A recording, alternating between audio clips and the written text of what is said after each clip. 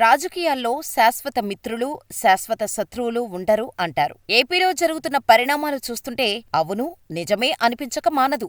మేమిద్దరం best friends, కానీ చంద్రబాబు ఆ స్నేహాన్ని దుర్వినియోగం చేశాడంటూ కలెక్షన్ కింగ్ మంచు మోహన్ బాబు నోటికొచ్చినట్టు మాట్లాడారు గతంలో. అంతేనా, నా యూనివర్సిటీ ఫీజు రియంబర్స్మెంట్ చేయకుండా కక్ష సాధిస్తున్నాడు చంద్రబాబు అంటూ ధర్నాకు దిగారు. మోహన్ బాబు ఇష్యూ పక్కన పెడితే జూనియర్ ఎన్టీఆర్ది కూడా ఇంచుమించు ఇలాంటి స్టోరీనే. టీడీపీ అధికారం కోల్పోగానే చంద్రబాబు కుటుంబానికి దూరంగా ఉంటూ వచ్చారు. అంతేకాదు, రాజకీయంగా టీడీపీకి దగ్గరగా ఉన్న ఫ్యామిలీ మెంబర్స్ కి దూరంగా ఉంటూ వచ్చారు. కట్ చేస్తే ఇప్పుడు అటు మోహన్ బాబు, ఇటు జూనియర్ ఎన్టీఆర్ చంద్రబాబును పొగిడేస్తున్నారు. అధికారంలోకి రాగానే ప్లేట్ని తిప్పేశారు.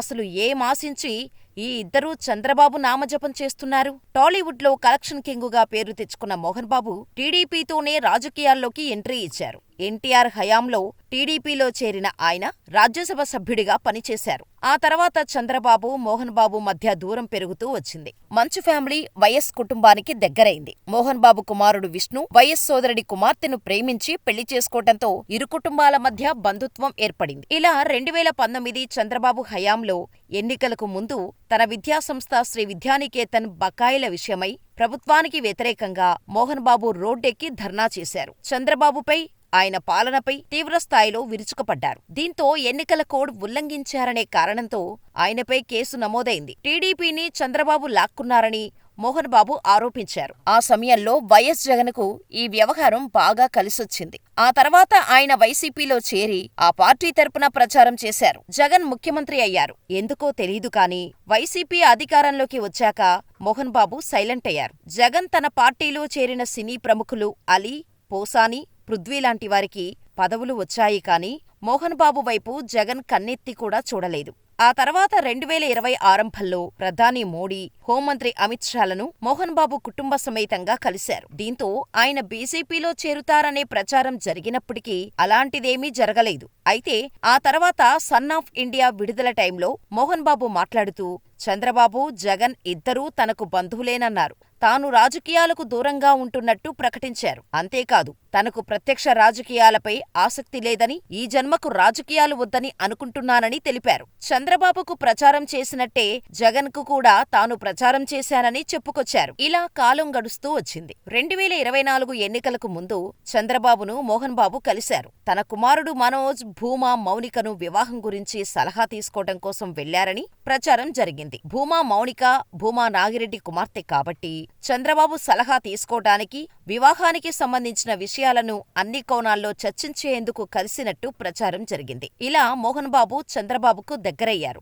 కానీ ఇప్పటికీ వైసీపీలోనే మోహన్ బాబు ఉన్నారు. అయితే తిరుమల లడ్డూ వివాదంపై మోహన్ బాబు స్పందించి జగన్కి ఝలక్కిస్తూ చంద్రబాబుకు మద్దతు ప్రకటించటం అందరూ షాక్ అవుతున్నారు. లడ్డూ వివాదంపైన స్పందించిన మోహన్ బాబు ఈ విషయం తనకు ఎంతో బాధ కలిగించిందని, నకిలీ నెయ్యి వాడిన వారిపై కఠిన చర్యలు తీసుకోవాలని చంద్రబాబును కోరారు. నా ఆత్మీయుడు, నా మిత్రుడు, నా స్నేహితుడు అంటూ కలియుగ దైవం శ్రీ వెంకటేశ్వర స్వామి వారి ఆశీస్సులు చంద్రబాబు అందుకొని నిండు నూరేళ్లు చల్లగా ఉండాలని కోరుకుంటున్నాను అని బిస్కెట్లు వేశారు. మేమిద్దరం స్నేహితులమని, కానీ ఆ స్నేహాన్ని చంద్రబాబు దుర్వినియోగం చేశాడంటూ అన్న నోటితోనే మోహన్ బాబు చంద్రబాబుపై ప్రశంసలు కురిపించటం అందరూ మోహన్ బాబు ఎన్ని రకాల ప్రయోజనాలు ఆశిస్తున్నారో అని కామెంట్స్ చేస్తున్నారు. ఇక ఎన్టీఆర్ విషయానికి వస్తే 2019 నుంచి జూనియర్ ఎన్టీఆర్ నారా కుటుంబానికి దూరంగా ఉన్నారు. బాబాయ్ బాలకృష్ణకు, టీడీపీ పార్టీకి ఎన్టీఆర్ దూరంగా ఉండటానికి చంద్రబాబు కారణమనే రూమర్స్ బాగా వైరల్ అయ్యాయి.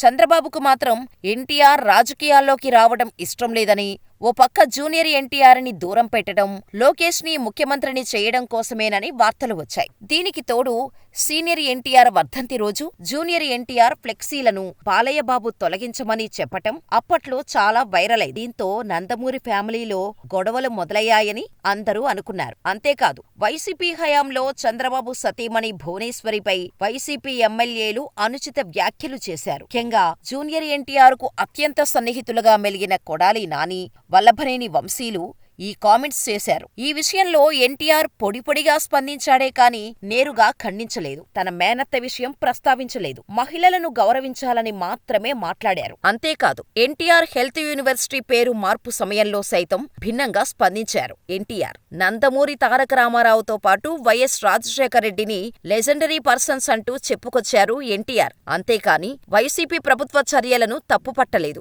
చివరికి చంద్రబాబు అక్రమ అరెస్టు సమయంలో సైతం తారక్ స్పందించకపోవటంతో టీడీపీ శ్రేణులు, నందమూరి అభిమానులు జూనియర్ ఎన్టీఆర్ పై అనేక విమర్శలు చేశారు. 2024లో టీడీపీ కూటమి అధికారంలోకి రావటంతో చంద్రబాబుకు జూనియర్ ఎన్టీఆర్ శుభాకాంక్షలు మాత్రం తెలిపాడు. ప్రమాణ స్వీకారం కార్యక్రమానికి ఆహ్వానం ఉన్నా తారక్ హాజరు కాలేదు. దీంతో వారి మధ్య విభేదాలు మరింత ముదిరాయని టాక్ నడిచింది. అసలు చంద్రబాబు, బాలయ్యలతో ఎన్టీఆర్ కలిసే ఛాన్స్ లేదు అనే వార్తలు కూడా ప్రచారంలోకి వచ్చాయి. అలాంటి టైంలో చాలా రోజుల తర్వాత మేనమామ చంద్రబాబు నాయుడు నివాసానికి ఎన్టీఆర్ వెళ్లారు. వరద బాధితులకు 50 లక్షల రూపాయల చెక్కును అందించేందుకు mega power star Ram Charan తో కలిసి అమరావతి వెళ్లారు. ఇలా చాలా రోజుల తర్వాత చంద్రబాబును జూనియర్ ఎన్టీఆర్ కలిశారు. అయితే ప్రస్తుతం జూనియర్ ఎన్టీఆర్ సినిమాలపై దృష్టి పెట్టారు. పాన్ ఇండియా స్థాయిలో సినిమాల్లో నటిస్తున్నారు. ఇటువంటి సమయంలో రాజకీయాలపై దృష్టి పెడితే కెరీర్కు ఇబ్బంది వస్తుందని భావిస్తున్నట్టు తెలుస్తోంది. దీంతో